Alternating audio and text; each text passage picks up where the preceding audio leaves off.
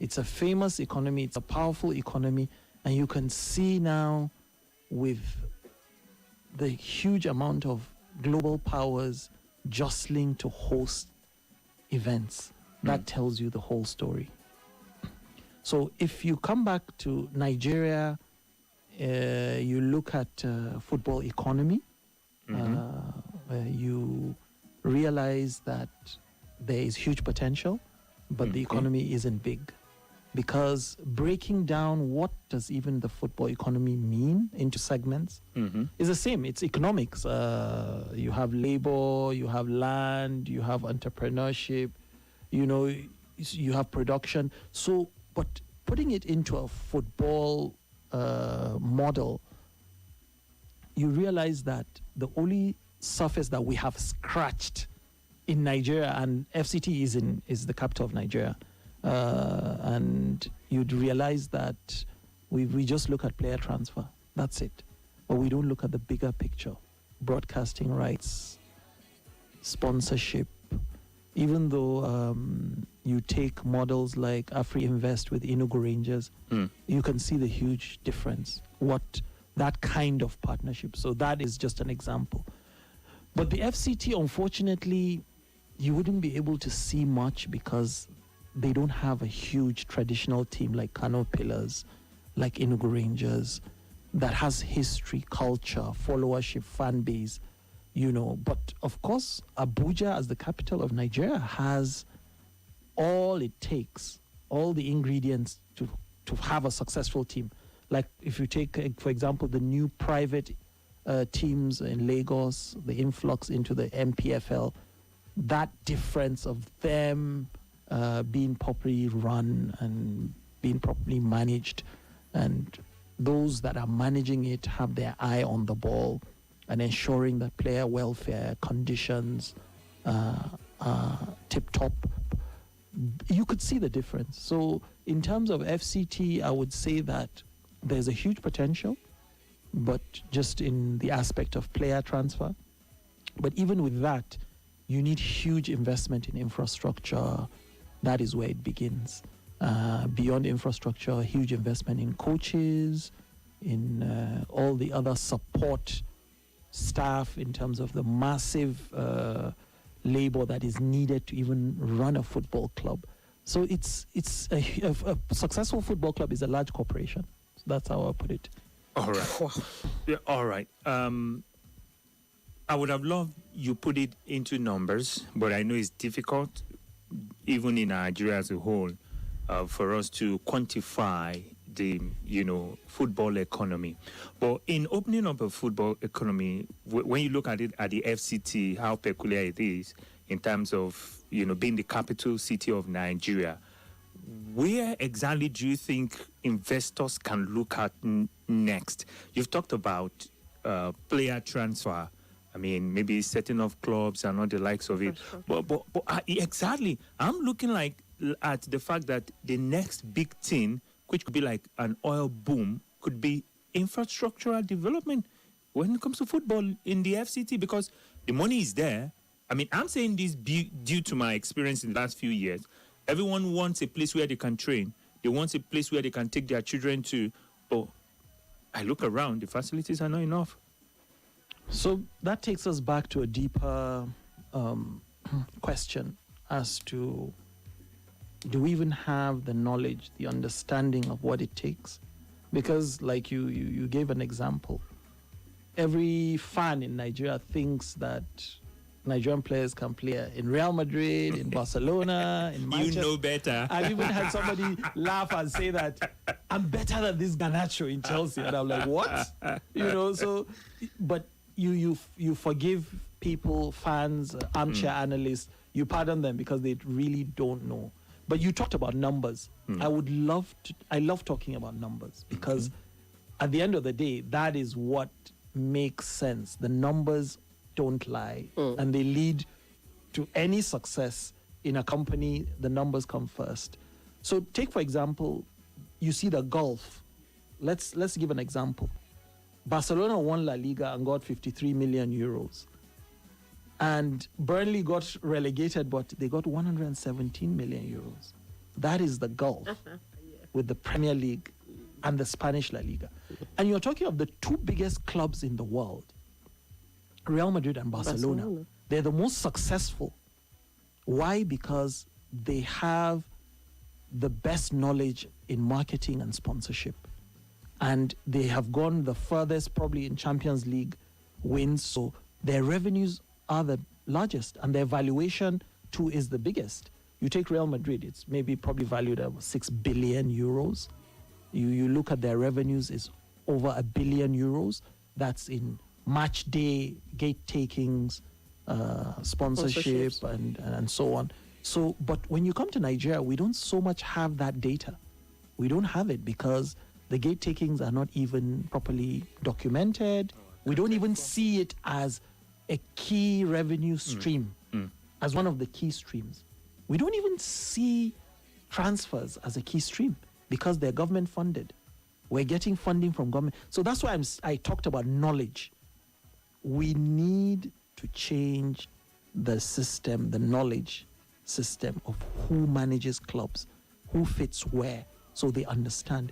When Arsenal was hiring their CEO, they had hunted a specific type of CEO that his focus is not on player transfer or such things. No, he's looking at how does he grow the club.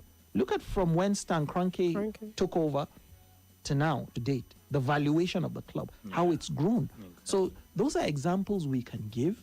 But nonetheless, if you even go to an AFCON level, which is on a national level, countries invest billions, but they don't make their money back. Although it doesn't mean that when you build new stadiums, new roads, new hotels, that you have to get it back in terms of monetary value. But maybe tourism, global recognition, which money can buy, your image and other things. So it's a huge example also to now bring the example of Morocco. Morocco used to, maybe 10 years ago, nobody thought of going to Morocco to watch world-class matches. But they've been quietly building infrastructure. They've invested. But it goes beyond just infrastructure around sports. It's a national renaissance, as I call it. The whole country needs to be invested in it. Yeah, and the airline, the hotels, the hospitality, even your flag, how you put up your flag globally tells a whole story, that pride. Hey, not to cut you, I've seen the FCT minister differently from the, some of the ministers that have been here. I mean, we've seen his antecedents in Rivers. He's a man who loves sports. But really, I've not really seen his effect when it comes to football or sports in the FCT. What exactly is happening? Have you, been in contact? What exactly is happening? Should we be expecting something, different, or sport is not on his agenda? Very good question. I get asked this question a lot, but people don't understand the dynamics or the politics behind a lot of things if you're to explain it to them. I think everything you see happen in any place is a deliberate action. Possibly you can't compare the scenario of Rivers to Abuja because that is his state. There's a political relationship and he wants to give back to his people. If you look at the Real Madrid and the investment in the clubs there. But Abuja is a bit different. It's a federal capital and probably there isn't a traditional club like I said, and maybe also he's been inundated with a lot of other supposedly more important infrastructural areas. But nonetheless, I think we've tried our best in the media. We even did a tour several times to the 6 abandoned stadiums. But looking deeper, when we went deeper, we realized that it's an abandoned project. There is litigation. The security agencies are involved because there's a dispute about recoveries and so on and so forth, and what the contractor has spent, and then the variation. And, so it's complicated. And these are not things that you go and talk about openly. But what I've said is, if there's a problem at that, why don't we find public-private solutions whereby land is made available all over? Because look, it's not about having one stadium, 2, 5, 10. Abuja could do with 100. Yes. Because if you go abroad, every community has a sports center. And we're not even talking about a big edifice that has everything. No, it's a mini stadium with toilet, proper, where kids, families could enjoy a little snack by the side. That's just what few pitches, so in terms of investment in academies, people try to set up, but they don't realize how professional you need to be to develop a talent that is global standards. Yeah, that's true. So much has been put on the table. This is like an expose, because from what you said, it's obvious that people are ignorant. They really don't know a lot of things. So the exposition you're making, very valid, very important.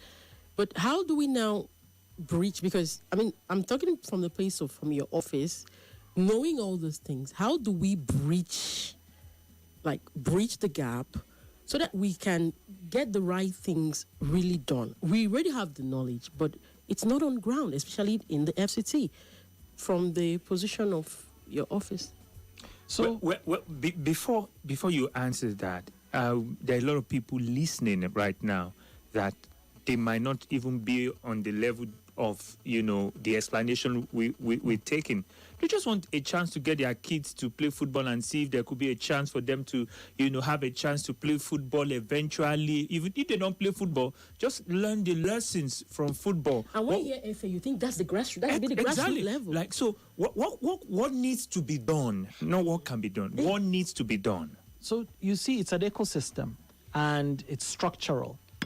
Before even you come to the FA level, say, hypothetically speaking, you live in Yanya and your kid is 5 years old. Let's take that as an example. Do I have to come to the city center? So you see, that is your kid would thrive in his environment. And ideally, he goes to school, he comes back home. So he has just a few hours to enjoy that training. Because when you see several accounts of top coaches who have developed top talents, they say you need thousands of hours of training up until maybe the age of 16 for you to be able to be professional. So you see those availability of pitches, so you're not stressed, you're probably going to work. There needs to be a whole ecosystem that caters or sees the value. And I keep talking about it all the time. In fact, recently I started a movement where I was calling on government to introduce a sports tax development fund, like the educational tax fund. Okay. Maybe a 0.5%. It could be from a telecom levy, oil companies. The mobiles used to sponsor track. Shell used to be instrumental in grassroots development. All that is gone. Shell effort, that initiative used to develop a lot of grassroots talents. Yes. The mobile track and field used to develop a lot of that is all gone. There's nothing. So it starts from communities. Schools. Now you go to school pitches, they're non-existent. Schools don't even have proper PE teachers that are focused on developing youngsters. And youngsters need to channel their energies somewhere. So we're losing a lot of steam from that grassroots level. And that is not even FA level or to talk of NFF level. People always say NFF or FA. I say NFF is inundated. Exactly. They have too many things. People don't understand that, but the structure. Yes, for us in Nigeria, once it's football, we go to the FA. I understand there still needs to be, levels before we get to the FA. But quickly, before we go for a short commercial, what are the challenges you're facing? We've talked about infrastructure and all the likes of it. What are the challenges you're facing? Maybe you're some wiki, or what I can assure you, people who has his ears, are listening. What are the challenges you're facing in the FCT Football Association? It's clearly a lack of policy. a proper policy that sees sports and youth development critical to national development, not being seen as just a pastime or a side event. The way you see that it is critical for you to provide hospitals, schools, that youth development it helps with cognitive development, it helps with restiveness. Youth are busy. That's what you see. In fact, take a country like England or the US. They understand this so well that the whole entire population is consumed. Even at work, they're planning for the weekend to go with the kids, the family. They're following a certain team. They're spending on that team. They're, committed to that team. So you realize that it is a national policy. It is a movement. A lot of us maybe have never been to Manchester, but we know Manchester because we even know inside the dressing room of a football team. Many have never been to Barcelona or Madrid, but they know it because of that football team. So it's a national identity. But once you even get the opportunity to go abroad and see, you realize that it's actually like a religion. And that stadiums are their temples. Yeah. But it starts from the school, from the community. And the whole community is invested in it. Yeah. And, you see a little child waving the Arsenal band. He's been initiated right from maybe he was 2, 3, and he carries it on all the way, till he's old enough to be the grandfather of it. Now, I know there's one question everyone listening, football fans in the FCT will want me to ask you. It's almost 2 decades. There's an FCT team. We had an FCT team played in the NPFL, the top tier league in Nigeria. When are we going to have another team from the FCT play in the top tier? Well, I guess we need Nigeria Info to call on the billionaires in Abuja to Is it that expensive? To invest. Well, at least in Lagos, I see all the owners are billionaires and they have deep pockets, but they've seen the impact. And guess what? Okay. That journey they've gone into sponsoring football team has created a very good CSR and image for them. And the goodwill is massive, unbelievable. So I think that once we go out there and do more in terms of sensitization and realizing the impact, because a lot of people, to be honest, have tried. Many have started academies and football clubs, but because they didn't do a proper business plan, they didn't understand what they're getting into, they didn't understand the numbers. So midway, they realized that we can't go on like that. But take, for example, Arsenal. The Arsenal story is a huge story. More than 20 years of meticulous hard work, plan, consistency, perseverance, but importantly, the vision. They knew what they wanted, that excellence, and they kept chasing it until they got it. So we must realize that if we want to replicate such excellence, such global standards, such successes, take, for example, why you were mentioning jokingly about why Nigerian teams don't do well in the African Champions League. It's easy. It's not rocket science. You go to Egypt, Al Ahly, they can pay $2 million for one player. Their facilities are incredible. They have training facilities all over Egypt. They have a bus that goes around and picks kids from age 8, 9, 10. They have a sports club. When you go to Egypt, you realize that you're making me scared now. How far are we from? Are we 20 years? In are fact, we 30 years? Is something in line? Somebody told me Al Ahly have 50 million fans. I don't know if it's true, 50 but million. you kind of get that feeling when you go into a taxi, a shop. You realize that Al Ahly is the lifeblood of Egypt, and they don't joke around with it. Now Morocco realized that power and they've come strong, and you can see, and everybody that visits tells you that right from when you step onto the airline up until when you have that stadia experience. It's in your face. You can't not but give them thumbs up. All right. We are live on our socials, Abuja, yeah? So just in Forgive case me. just in case you want to catch a glimpse of who has been mesmerizing us with this level of knowledge and information that we really need to know, get onto our Facebook at Nigeria Info Abuja, on YouTube as well at Nigeria. We are live, so this one is not a church or trauma. You will see our guests get there. All of us, we are here in the studio, and we are not done. Yes, we're not done. When we come back, we ask the chairman to tell us which team is closest to getting back into the NPFL. The last team that played in the NPFL from the FCT was FC Abuja, now known as EFCC. EFCC are currently in the third tier, and it looks like all the teams playing in the FCT are in the third tier. You understand? You know, when I say the third tier, it gives you the little we bit have of... two that's why I private have to teams. call NLO We so have that you know Sporting where we are. Supreme and City, which are doing very well. They both were very close to getting it. So I think we're right behind Lagos in terms of our private teams. Okay. We will accept that. When we come back, we will dig deeper. Don't go anywhere.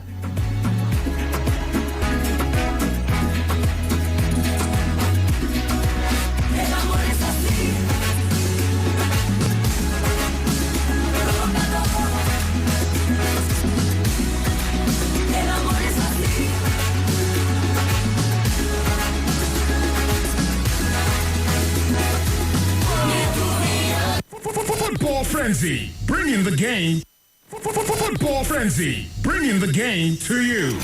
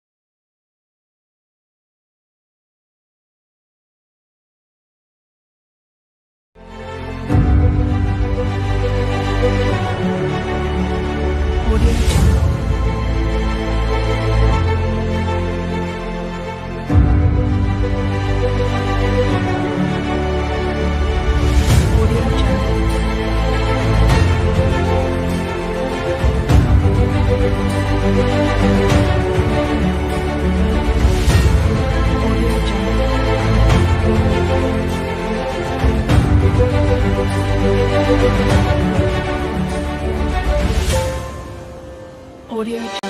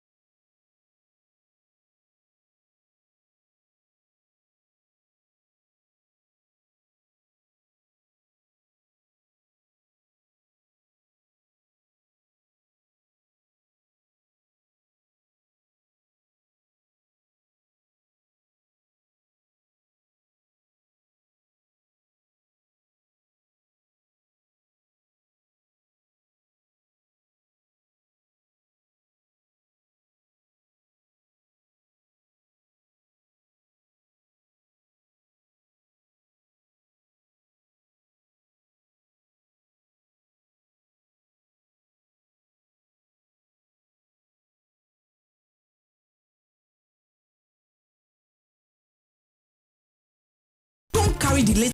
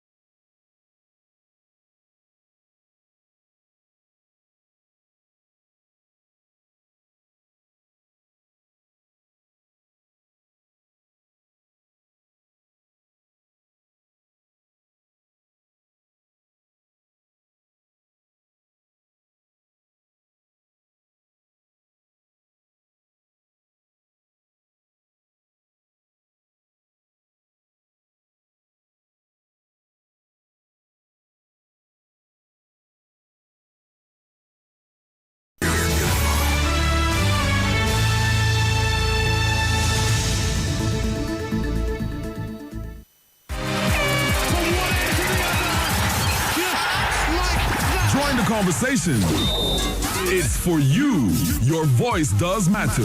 Let's feel it.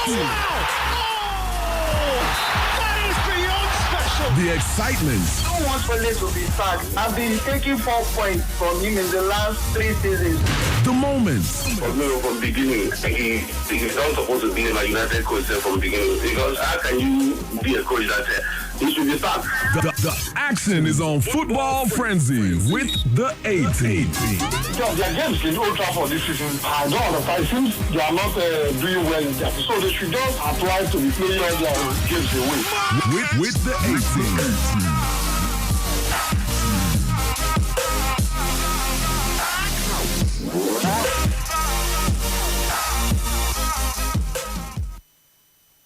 Football Frenzy, bringing the game to you.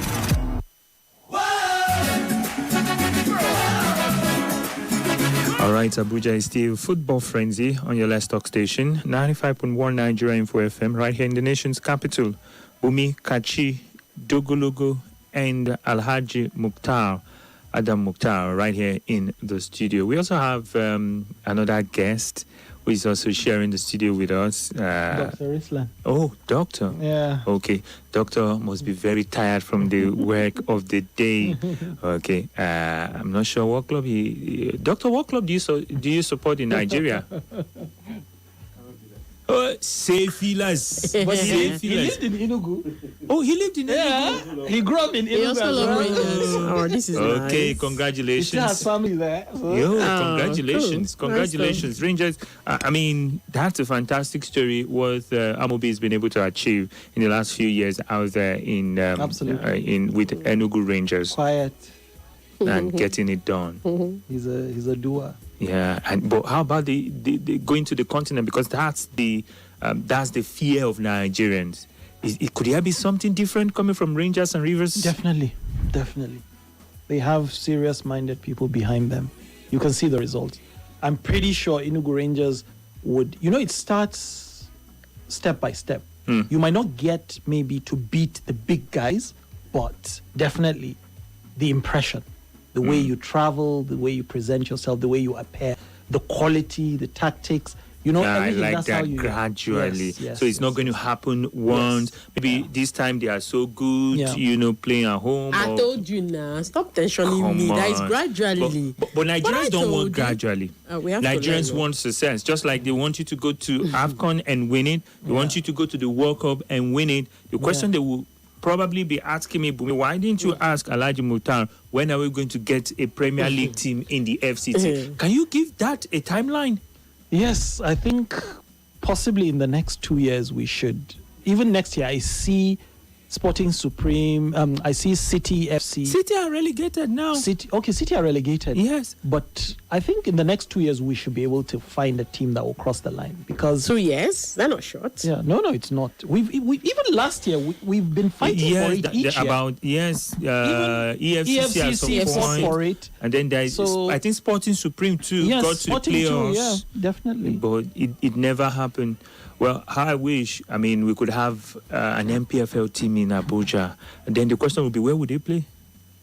Well, that's a good question, but I think then we'd have a very serious. But Buhari is there. Buhari is possible. Okay, an upgrade, Buhari an could uplift. be Yeah. a positive. It won't take a lot of funds, which would be unfortunate. But I think the need to really invest in infrastructure is now, and we'll continue to highlight that. And I'm sure we'll see differences in government taking it a bit more serious. You've talked about government. What role do you think the private sector can play in the development of football in the territory? So private sector would never come if they don't get some kind of comfort or guarantees from government, be it land, laws, environment, disposition. If private investors feel like, government is interested in football, they would put their money in, they would come. Understood. So we need that kind of nudge to see an influx. I'm pretty sure that there are people rich enough, passionate enough to invest in football clubs I in the know FCT, that. but they need to see some kind of enabling environment, Exactly. And motivation. some incentives. if now you passed a sports tax law, a fund that reduces income tax or gives concessions for companies, large companies that invest in sports, you'd see a huge difference. There's a direct correlation. You'd see a huge difference in terms of upgrade, infrastructure, competitions, prize money. So imagine now, Enugu Rangers, they spent more than maybe $1 billion. Yes. But what is the prize money? We don't even What know. are the TV rights? Exactly. So those are the questions you need to ask. And I need to go a little bit personal because there are a lot of persons who are your direct followers who are watching, listening at this point. The last time out, you were involved in the politics of the Nigeria Football Federation. There's an election coming up in September. What's Alhaji Mouktar up to? Well, yes, I think the circle has come round again. 3 years plus, I stated my intent then, and I went through the entire process, and we enriched the race because we had very robust debates across media platforms, and it was ex-internationals, top administrators, all over. There was a rich array of people who showed interest, which was good. And everybody had to talk about his plans and his programs, his background, what he's done. So I think I had a good and interesting run at that point. And I wanted to show all the football fans, the lovers, that my love for developing Nigerian football is real. Putting your hat in the ring is no small joke. You indicate and you get asked tough questions. And you even get X-rayed. People check you out. What have you even done? Exactly. And proudly, I was able to talk about the little contributions, the humble contributions I've done over the years. And the good thing about what I realized about myself is I've been in every aspect of football. I understand player transfers, understand the business side of football. Now I'm experienced in the administration. So that's why I'm well-rounded. I can talk about any topic easily. But this time around, I don't know. That's not my focus. But I always say if the opportunity comes to serve Nigeria in whatever capacity, I'm always willing to do it. But I think I don't have to be the top or the head to be able to give my best. I think, let's see what time brings to us. But I'm committed to the FCT at the moment. I'm committed to Nigerian football. I'm a great ambassador. I go around the world. I am a great learner. I go around the world to see what other countries are doing. And I'm actually trying to pursue a PhD soon. And it's football related. I won't tell you my topic, but it's related to football development. So that's it. So it's. I'm in football for life. That's it. We can feel the passion, the excitement. In fact, with you contesting the election the last time, we could see you enjoyed, you had fun. But for us, some of us who are invested in it too, especially some of us who call ourselves citizens of the FCT, we want a time when we will have FCT will have the heart of football back. Yes. I mean, we enjoyed it for some time and we tasted it. It felt right. It felt good. But now, it's been gone for too long. Football is in FCT, but FCT is not tasting it. Yeah, we're the host of the NFF, by the way. So yes. We're the center of attraction. Center of attraction. For sure. And yeah, I think we even Lagos now feel us. The FHM was saying that you've taken all our scouts. It used to be all roads leading to Lagos, but now Abuja is hosting a lot of events. So yeah, football has changed. I would say that we've done our best and we're still doing our best. And I still want to see parity with other states, not only Lagos, Abuja, Kano, just the major cities. No, football can never develop like that. I want to see centers of excellence all over the country, whereby there's a net that captures every single kid.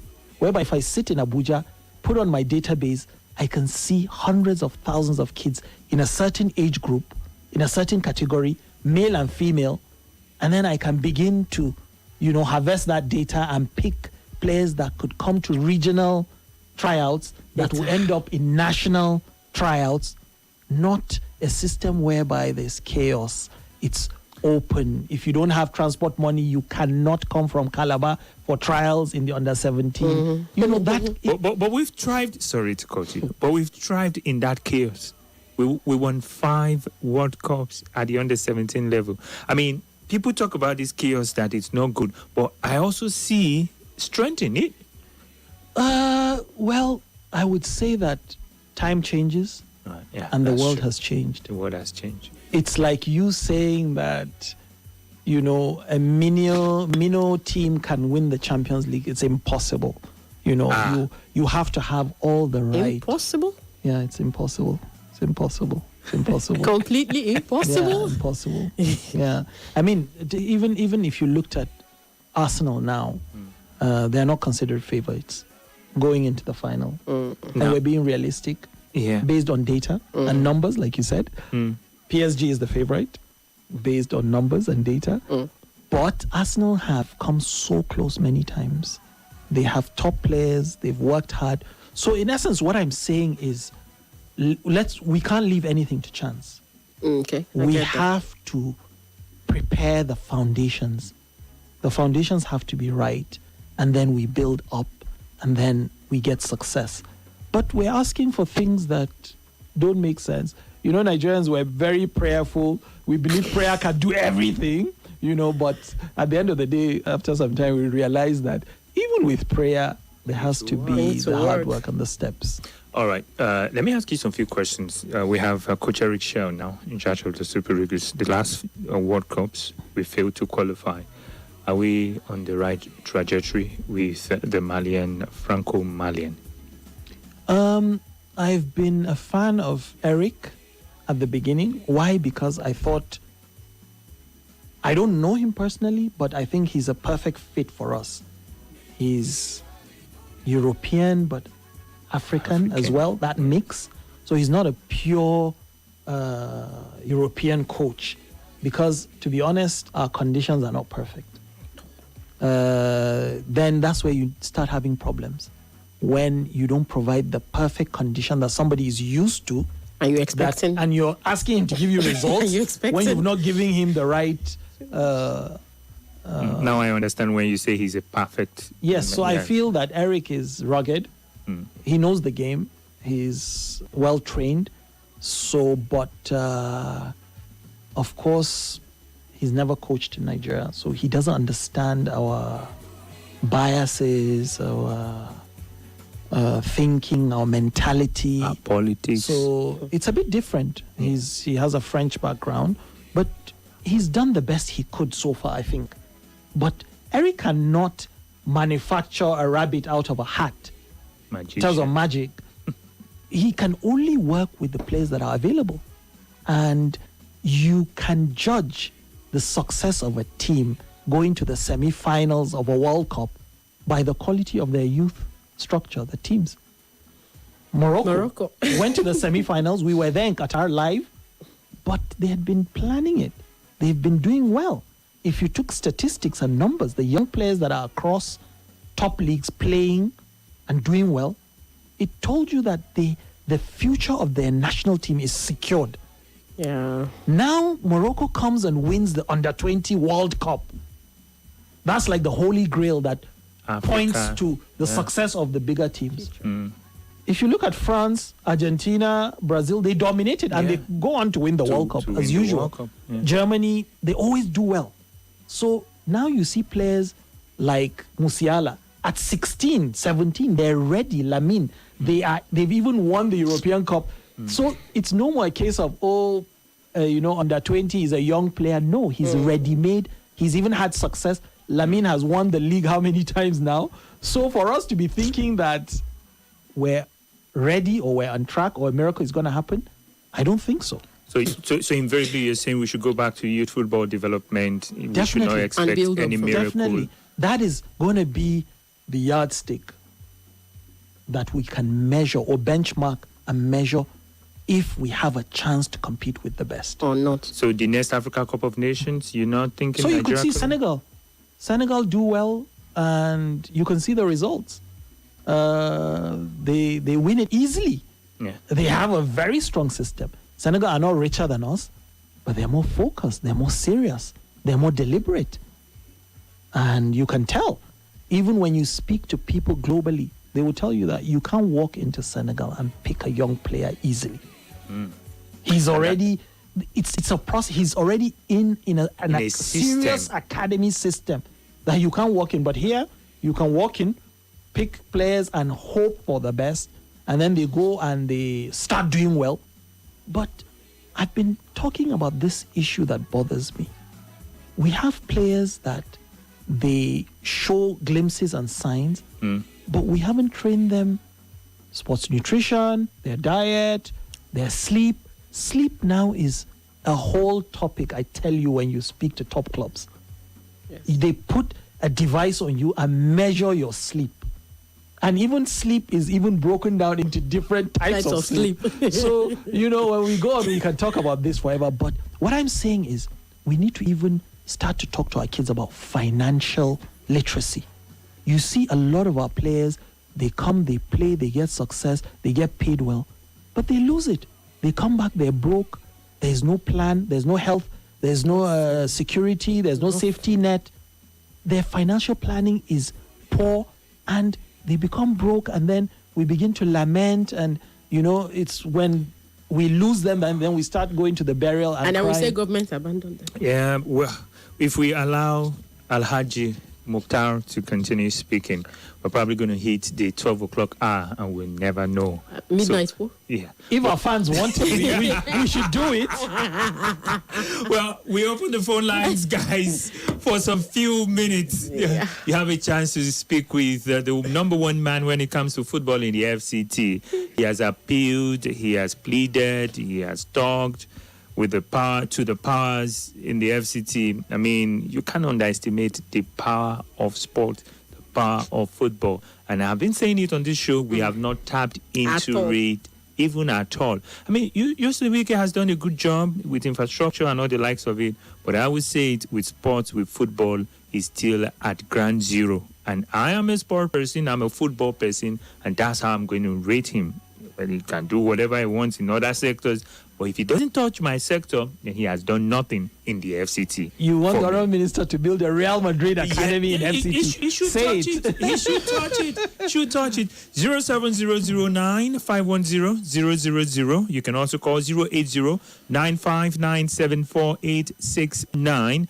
If you can't get in, you can call the WhatsApp portal 080-999-30137. Okay, let's hope we can get to read your messages when they come in. 07009-510-000. Hello, good evening. Okay, please do call back. Message here. Okay, please. A message, so this message is from Frank. Frank is a huge fan of Football Frenzy, and he says, Kachi, I've just had my jaws on the ground with all the things that the guest has been exposing. It's making me feel there is no hope for us and Come that on. we are way behind. That's not what he's trying Help to me do. and ask him, is there hope? He said we are lagging, like we're really lagging. course We're we far are. from the rest of Africa, not talk of the rest of the world. So is there even hope at all? Good question. So I think what it is like you feeling unwell or sick.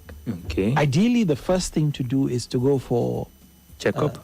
a check, and the doctor would probably refer you to tests. So, and then it is when you know what is wrong with you, then you begin to treat it. So I feel that is the point that we should be. We should know what it takes to be at that destination that we want to be, and then we know what we need to start doing to do it. But we tend to sort of just imagine that we wake up, snap our fingers, and it's there. Very interesting. Hello, good evening. Good evening. Yes, good evening. Your name and where you're calling from? I'm Ahmed by name, calling from here. All right, let's talk. You have a question Good. from Alhaji Good. Mouktar? Yes. I'm so impressed with what you are saying, with what Alhaji is saying. if Alhaji Wake can bring forth a topic like this, is a man that is, we are ready to support him to lead Nigeria. Right. Thank Why? you. I'm saying this thing is that because a good plan to make FCT to be a standard in this country. Seriously, if you go to most of the primary schools, they are fields. They have used it to do other things. Please, I'm begging Alhaji, let them have a good structure that will make this country, especially FCT, to be a place that people will recognize. Thank you. Thank you so much. Well, they did that with the Buhari Stadium, and we've benefited from it for some time now. Hello, good evening. Coach, good evening. Good evening. Welcome to greet you special. Yes, welcome to the frenzy. You need to move away from your radio, please. I've done that already. It's even switched off. I don't know if you can hear me clearly. Yes. Okay. Okay. All right. I'm calling from.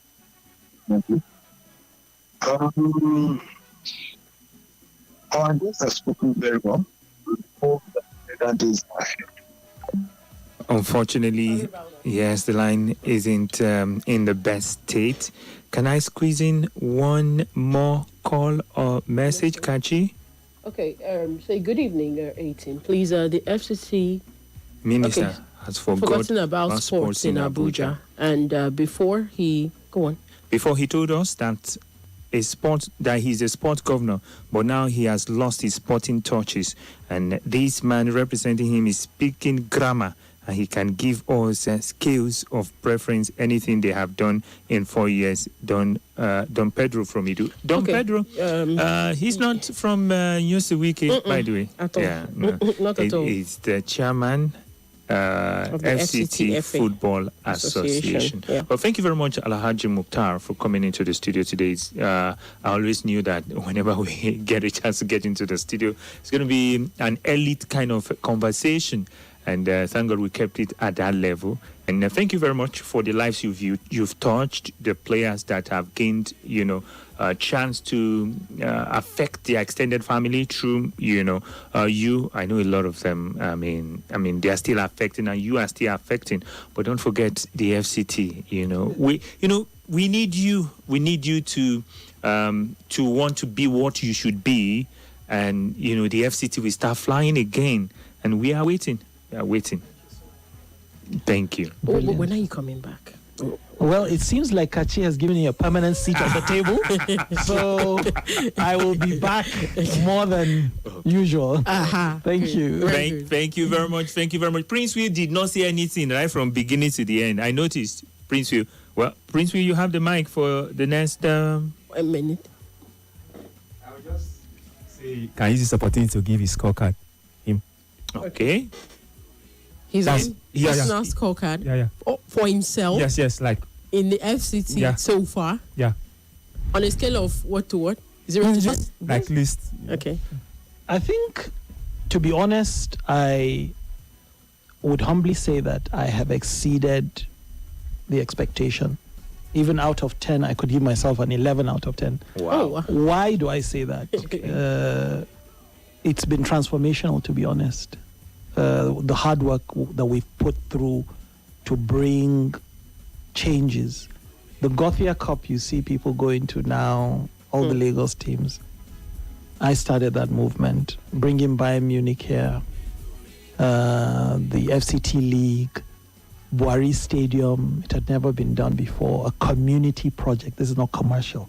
It's for the community. They own it, they use it, even though it's overused, but now that transformation, it can speak for itself.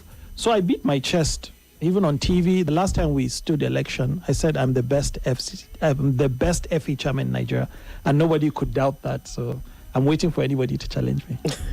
All right. Thank you very much, Alhaji Mouktar. We need to go take some commercials. Thank you.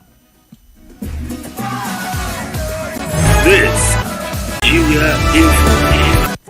Football Frenzy, bringing the game to you.